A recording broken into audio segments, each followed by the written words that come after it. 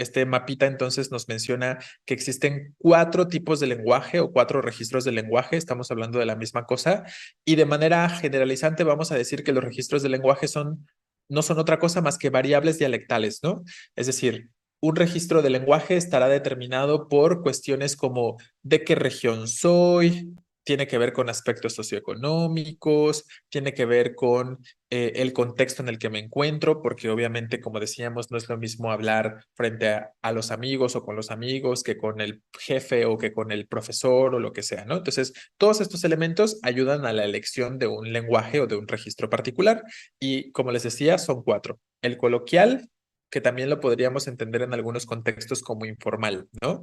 ¿Cuáles son las características más coloquial? Pues que tenemos sobre todo el uso de frases cortas, luego las oraciones no se terminan las ideas, ¿no? Y es muy común cuando ustedes están platicando con sus amigos, pues realmente no están pensando en, ay, tengo que estructurar muy bien mis oraciones para que dé a entender a la perfección la idea que quiero plantearle a mi amigo de lo que cené anoche, ¿no? Es decir, el lenguaje coloquial es simplemente más expresivo, ¿no? ¿A qué me refiero con que es más expresivo? Que es un lenguaje que finalmente nos sirve como para establecer una comunicación en el momento, no está tan planeado, ¿no?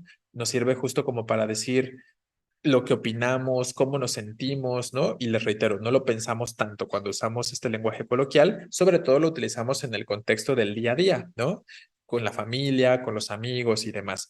Por lo tanto, entre otras cosas que vamos a encontrar en el lenguaje coloquial son algunos vicios, ¿no? De repente podemos ser repetitivos, podemos ser redundantes, nos vamos a encontrar por ahí también con el uso de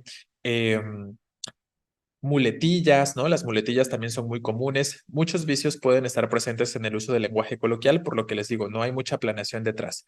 Ya decía yo que ya habíamos visto este material, pero fue en clase de literatura. Ah, sí, exacto, ¿no? Para los que de pronto han estado en la clase de literatura, pues es un elemento que también se utiliza esta misma información, pero pues en otros aspectos, ¿no? Tiene como un uso diferente, ¿vale? Entonces, esa es un poquito la cuestión.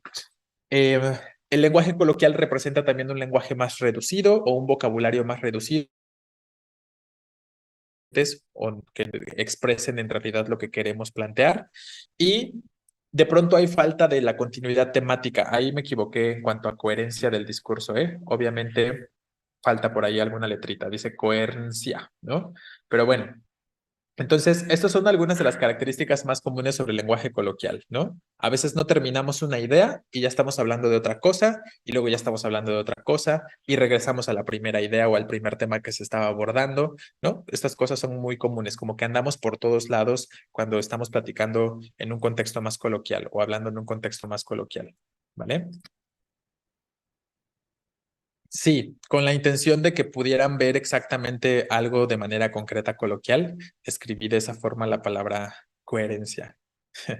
Muy bien. Entonces, hablemos ahora del lenguaje culto formal, que este es el tipo de lenguaje que la mayoría de los textos que vamos a revisar van a preferir, ¿no? Entonces, ojo, no significa que ninguno de los textos que vayamos a revisar vaya a utilizar lenguaje coloquial. Recuerden que todo depende de qué, del contexto, ¿no? Entonces, sí, yo puedo utilizar un lenguaje coloquial si decido hablar sobre algún tema con mis amigos, ¿no? Porque implica cierta informalidad, lo cual representa que no tengo necesariamente que ahí sacarme las palabras domingueras o los términos especializados o los tecnicismos, ¿no? Entonces, recuerden, todo tiene que ver con el contexto y esto se los comento porque de pronto se llegan a generar la idea de que lo único que eligen como opción de respuesta en muchas ocasiones para ese tipo de preguntas es, ah, es que aquí tiene un lenguaje formal. Y como ven que tiene un lenguaje formal, ya lo eligieron, ¿no? Como respuesta, pero no siempre es funcional, no siempre va a ser conveniente esta cuestión, porque a veces se pueden encontrar con que todas las opciones de respuesta presentan un lenguaje formal oculto. Y entonces, si todas tienen un lenguaje formal oculto, ¿en qué pienso ahora, no? ¿Qué va a ser mi referente o mi elemento para elegir una respuesta en este sentido? Entonces, ojo ahí, ¿no? Sí podemos usar un lenguaje coloquial, por ejemplo, en el contexto de un artículo de opinión. En un artículo de opinión, si es un contexto que lo permite, podríamos usar lenguaje coloquial, ¿vale? Me voy a casar con el contexto a ver si algo aprendo. Sí, Perdón, esta parte del contexto, la forma en la que se plantea la pregunta es bien importante, ¿no? Tener en consideración si nos dice, pues, qué tipo de texto se produce, cuál es el tema que aborda, dónde se va a publicar, que son cosas que luego se suelen mencionar, ¿no? Y esas cositas nos van señalando, en este caso, aspectos como esto, como la elección del registro, ¿no? Que ya hemos venido comentando. Bueno, pasemos ahora sí directo al lenguaje culto formal. Aquí ya hay más planeación, tanto en el lenguaje culto formal como en el técnico y como en el poético o el literario.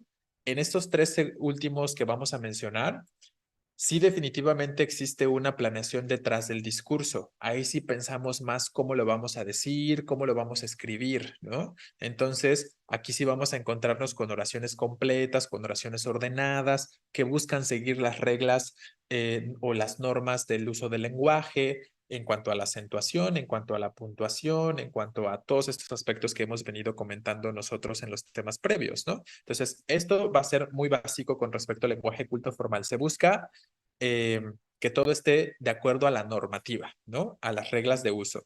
Ahí se representa una mayor amplitud de vocabulario, justo el uso de cultismos, de palabras que no utilizaríamos en el día a día, que pueden parecer más rebuscadas, ¿no? O poco comunes.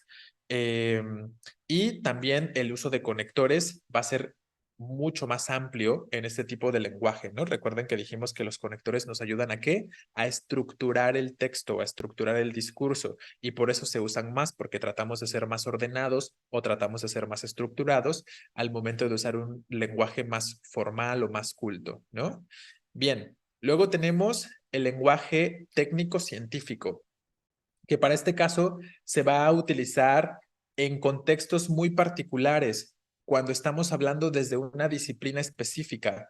Por ejemplo, en la clase de español, pues usamos tecnicismos, ¿no? Palabras que corresponden a esa área del conocimiento en concreto. Y en su clase de premedicina, entonces utilizan términos que tienen que ver más con la medicina o que tienen que ver más con la biología o con la química, pero de acuerdo a esa disciplina. Y en la clase de matemáticas, lo mismo. Entonces, las distintas disciplinas o las distintas áreas del conocimiento han desarrollado su propio lenguaje en los reportes, por ejemplo, claro, han desarrollado su propio lenguaje que requiere que se utilicen estos vocablos más concretos o más especializados, porque en realidad no se les puede llamar de otra forma, ¿no?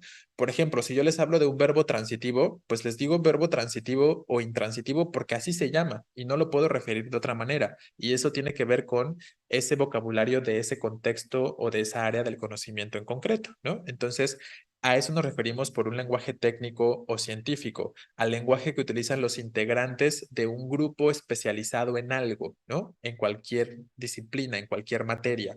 Y sobre todo vamos a encontrar este tipo de lenguaje en textos que son científicos, a veces en textos de divulgación, pero en menor medida, sobre todo en textos que son científicos, en revistas científicas y demás, vamos a encontrar mucho este uso del lenguaje, ¿no? Y por último, el lenguaje poético, que también les digo lo podemos llamar literario. En este lenguaje poético literario vamos a tratar de ser originales, ¿no? Las palabras tienen esta intención de embellecer siempre, vamos a estar buscando un aspecto más estético o el uso de una función más poética del lenguaje, se recurre mucho al uso de figuras poéticas o de figuras literarias. Obviamente este tipo de lenguaje, ¿dónde lo vamos a encontrar? En cuentos, en novelas, en narraciones, puede ser en poemas, ¿no? Este tipo de textitos que requieren de un uso del lenguaje más original, más con la intención de embellecer lo que se dice para que se escuche bonito, para que se vea bonito, ¿no? Este tipo de aspectos son los que van a prevalecer para este tipo de lenguaje, ¿vale? Que base que base más en la presentación, efectivamente, ¿no? En el cómo se ve o cómo se escucha que en lo que se dice. Se enfoca más en la forma que en el contenido, ¿no? Eso es algo que se dice mucho sobre el texto poético o el lenguaje que es poético. Está más enfocado en la forma que en el contenido. La divulgación, al tratar de difundir y hacer accesible la información, asumo es más coloquial. Ajá, ¿no? O sea, pero también de pronto no podemos evitar hacer uso, como les decía, ¿no?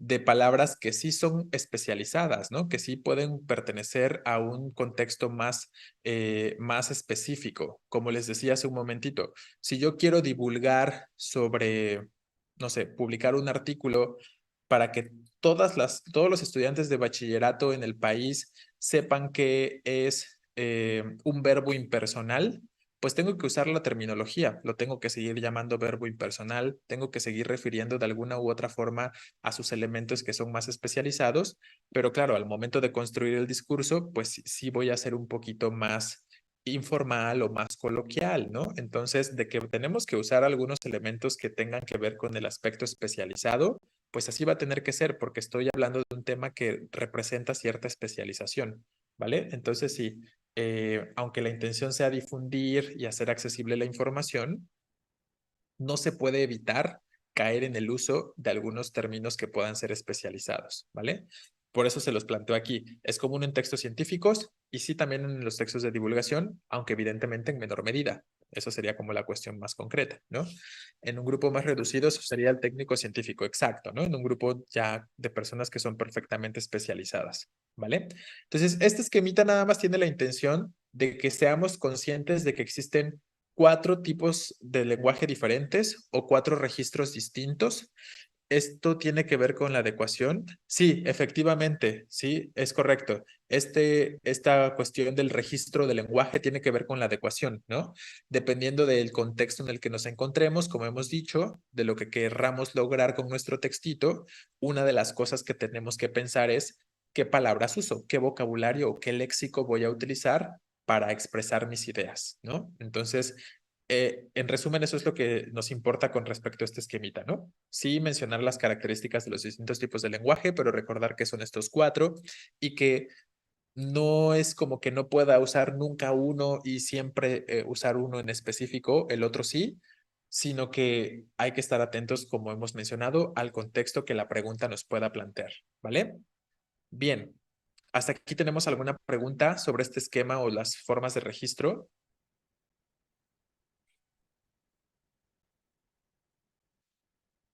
Ok, si no, ahora sí. em, Entonces, si fuera una revista para doctores, sería el técnico. Claro, ¿no? Si tú vas a publicar tu artículo o tu texto en una revista que es específicamente para médicos, para doctores, deben existir. Yo no conozco revistas de este tipo, pero en concreto, el lenguaje que utilizaríamos estaría más enfocado hacia lo técnico o hacia lo científico, ¿no? Es correcto. El culto y el científico no son parecidos por ser finos. No es que, más bien podríamos decir que el que intenta ser más fino, digamos, de alguna manera, es el culto. El científico es simplemente especializado, ¿no? Esa sería la cuestión, ¿vale? Entonces, yo creo que podríamos diferenciarlos de esa forma.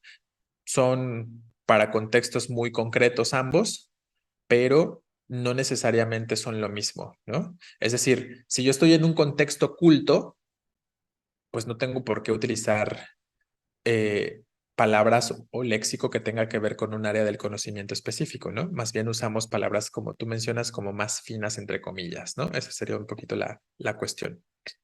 Para divulgación científica en general, claro, el uso del lenguaje técnico científico es correcto. Es donde entra la adecuación, así es. Un ejemplo del culto como cuál sería. Por ejemplo, pensemos en,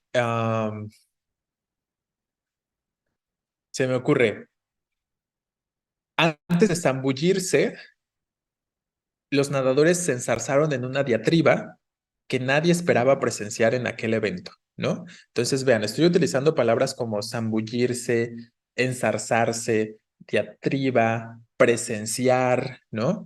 Que son palabras que, siendo honestos, ni muchos de nosotros a lo mejor no conocemos o nunca utilizaríamos en nuestro día a día, ¿no? Cuando podría decir antes de meterse al agua o de echarse el clavado, los nadadores empezaron a pelearse, ¿no? Esa es como la idea de lo que se está planteando cuando yo digo que se enzarzaron en una diatriba.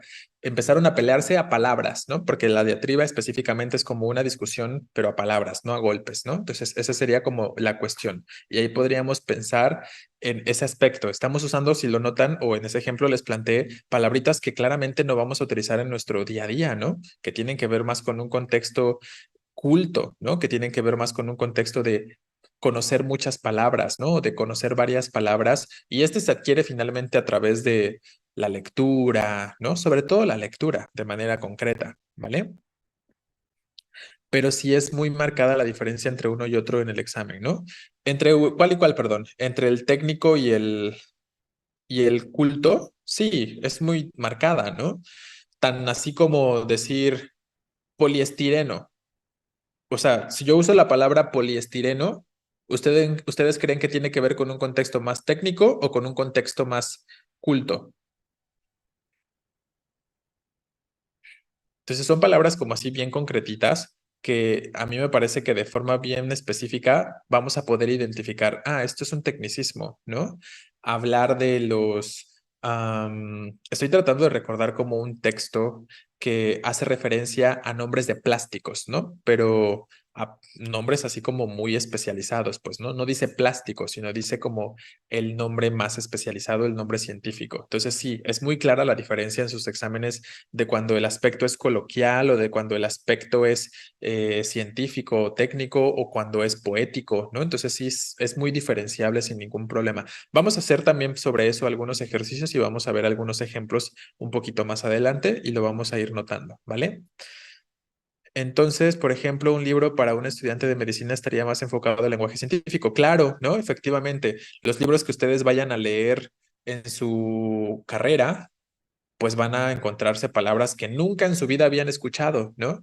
Y pues para eso están los diccionarios científicos, los diccionarios que son especializados, ¿no? Van a tener que, aparte de tener su libro que usa un montón de palabras que a lo mejor les van a parecer en una primera ocasión bien extrañas y que nunca habían escuchado, necesitarán un diccionario que les ayude a entender qué son esas palabritas, ¿no? Entonces, eso es lo que suele suceder. Sí, así es, ¿no? Por aquí escriben, si hay mucha terminología, es científico lo más seguro. Sí, estoy de acuerdo, ¿vale? Entonces, bueno, ahí tendríamos estos tipos de lenguaje o formatos de registro de lenguaje. Es como la pregunta del examen que dice, en el ocaso de hoy arribaron, el día de hoy llegaron vacunas. Ah, sí, ya revisaron esa pregunta entonces que tiene que ver con las vacunas, ¿no? Ok, entonces, justo, ¿no? Una de las opciones que se mencionaba por ahí, justo hablaba de el ocaso, ¿no? Que eso no es lenguaje necesariamente formal, ¿no? Tiene que ver más, incluso ahí podríamos estar entre una cuestión poética incluso, ¿no? O una cuestión sí formal, pero son palabras que no son técnicas, ¿no? O que no son simplemente accesibles a cualquier persona. Y son aspectos que justo ese uso de palabritas concretas nos ayudan a identificar qué opciones de respuesta definitivamente no elegiríamos, ¿no? Ahí sería como de pronto la cuestión, pero sí es un buen referente ese que planteas, como para notar esta situación de lo que puede ser poético, lo que puede ser culto, lo que puede ser técnico, o simplemente más generalizante, ¿no? Que finalmente es lo que busca una noticia, usar un lenguaje no necesariamente culto, pero sí formal, ¿no? Un lenguaje que la mayoría de los lectores puedan entender, ¿no? Pero bueno, ya vamos a ir señalando las características de estos tipos de textos en su momento. Voy a cambiar la diapositiva y empezamos a abordar, a ver si nos da tiempo de terminarlo, los tipos de discurso. Esto que vamos a ver es un cuadro comparativo y es importante revisar este cuadro comparativo de los tipos de discurso porque si ustedes saben o conocen los tipos de discurso, será más sencillo para ustedes identificar y eso suma o contribuye para la parte de comprensión, ¿no? De comprensión lectora.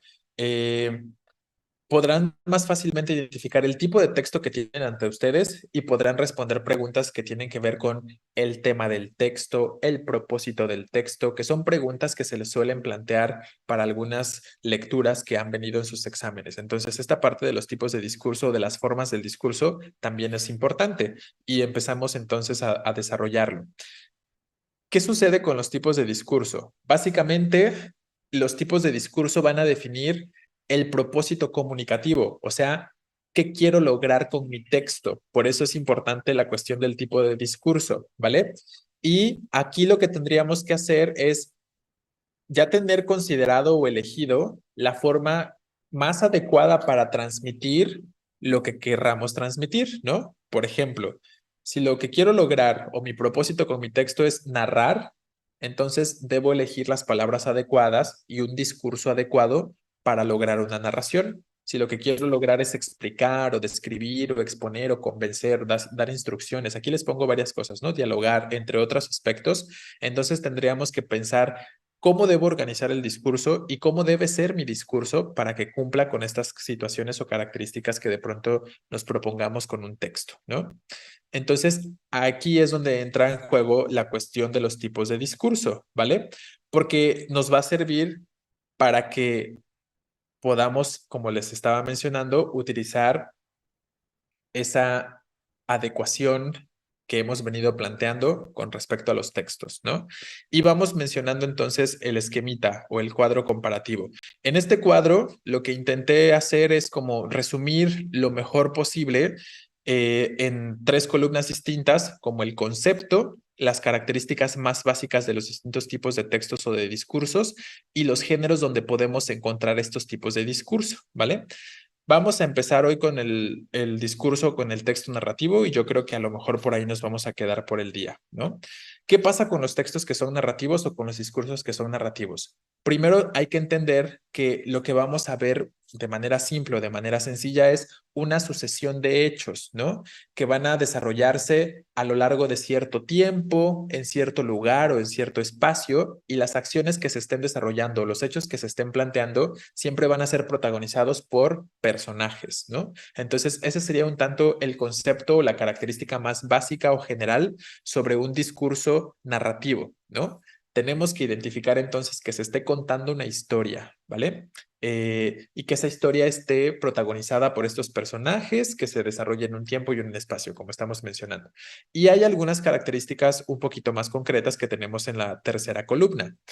Por ejemplo, el punto número uno que les planteo para los discursos o los textos narrativos son los elementos de la narración. Siempre para un texto que sea narrativo o para un discurso que sea narrativo, debe existir un narrador, debe existir un argumento, deben existir personajes, el tiempo y el espacio, entre otras cositas, pero esos serían los más importantes. Sobre todo el narrador, ese es el más importante.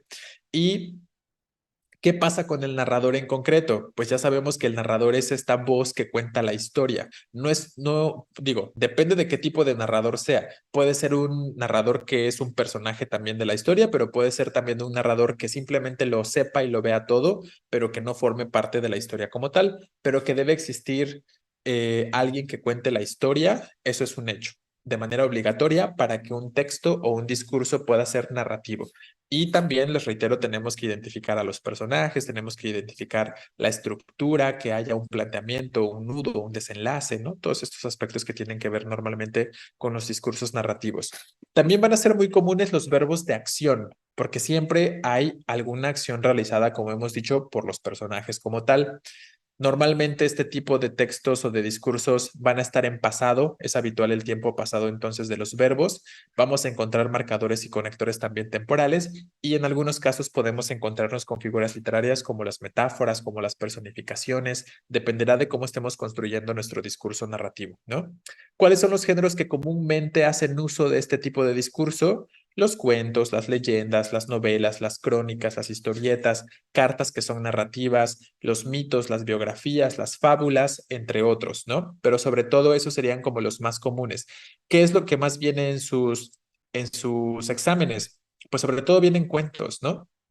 Cuentos y de pronto aspectos como crónicos también llegan a venir, ¿no? Y entonces, ¿cómo identifico que te estoy leyendo un cuento o que estoy leyendo una fábula o algo parecido? Pues porque vamos a observar estos elementos y estas características generalizantes que hemos planteado sobre el discurso que es narrativo, ¿vale? Entonces, bueno, ahí tenemos esta primera clasificación o este primer tipo de discurso que serían en concreto tales, los narrativos. Bien. ¿Tenemos alguna pregunta o alguna duda con respecto a esto? Ya más adelante, en alguna otra etapa de los seminarios, por decirlo de alguna forma, vamos a hablar, por ejemplo, de manera más concreta del narrador, ¿no? Y vamos a hablar de la clasificación de los narradores, porque de repente les hacen preguntas sobre ello, ¿no? Un poco de manera indirecta, ¿vale? La crónica también tiene narrador. Claro, pero es que, ojo, es que hay distintos tipos de crónica, ¿no? Si lo notas, o bueno, ya cuando estemos viendo los otros tipos de discurso, vas a notar que la palabra crónica se repite en varias ocasiones. También vamos a hablar de crónica en la descripción. Ahí tenemos cronografía. También podemos hablar de crónica en lo expositivo, ¿no? Entonces, hay muchos tipos de crónica.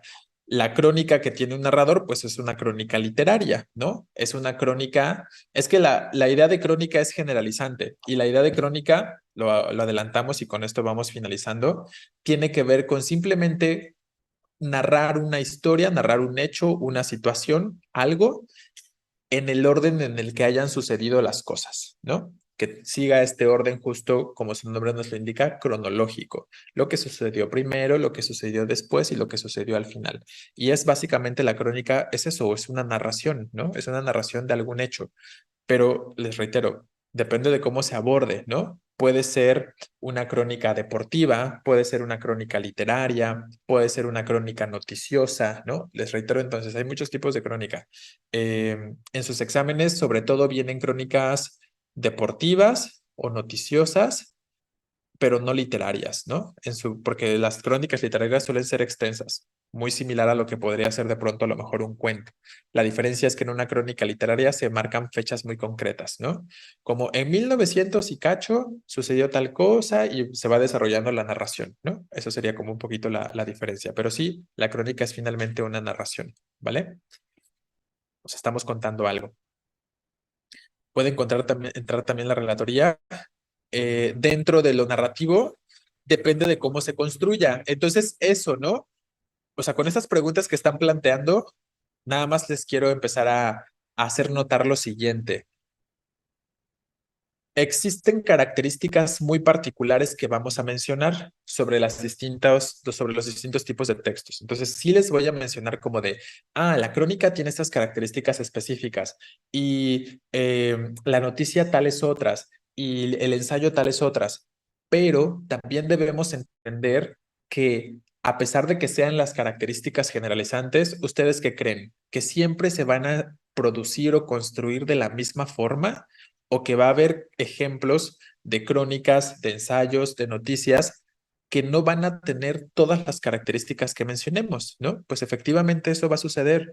No porque yo les dé una serie de características o sus profesores les den una serie de características para algunos tipos de textos, no significa que si, es que este no venía, entonces ya no puede ser crónica o ya no puede ser noticia, ¿no? Siempre hay una variación, efectivamente siempre habrá algunos aspectos que son variables eh, y eso es como a lo que deben estar bien atentos, ¿no? Como un poquito más abiertos a esta posibilidad de que sí existe como un arquetipo, como un machote o una fórmula para generar de pronto lo más básico de lo que es una crónica, lo más básico de lo que es un ensayo y lo que sea, pero no todas las producciones van a seguir esas características, ¿no? Sí puede haber excepciones, sí puede haber variables y en su examen vienen mucho, en su examen de hecho vienen muchas variables, ¿no? Así como vienen ejemplos que son así bien cuadraditos en cuanto a lo que es una crónica, bien cuadraditos en cuanto a lo que es una noticia, también les llegan a poner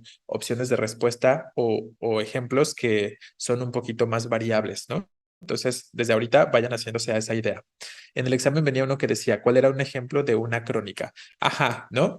Y pues en pocas palabras, la opción de respuesta que tenían que haber elegido era donde se estuviera contando algo, una historia, una narración, un suceso, un hecho, un evento, una noticia, ¿no? Digo, no necesariamente una noticia, pero estoy usando ahí varias palabras que podrían aplicarse. Eh, pero que finalmente se estuviera planteando un orden, ¿no? Un orden específico como de lo que sucede primero, lo que sucede después, lo que sucede al final. Y sí suele ser, ese sería el orden cronológico, ¿no? Y sí suele ser un poquito más detallado, como lo comenta por aquí alguno de sus compañeros Navarro, ¿no? Efectivamente, suele ser un poquito más detallado. Son como los elementos más básicos, pero les reitero, siempre habrá alguna variabilidad, ¿no? Entonces, manténganse atentos y abiertos a la posibilidad de que se puedan encontrar variables a pesar de las características de cajón que nosotros podamos mencionar, ¿vale? Ya vamos a ir desarrollando eso. Esto lo vamos a ya a ver la siguiente semana. Ya pueden ver que lo siguiente es justo eso, los géneros textuales. Y les planteo la noticia, características, ejemplos. Y en los ejemplos trato de ponerles cosas que sean muy dispares para que noten cómo lo más representativo es una noticia, pero también algo que no cumple tanto con los factores o las características que podamos ver, sigue siendo una noticia, ¿no? Bueno, chicos, yo creo que nos vamos a detener por aquí el día de hoy.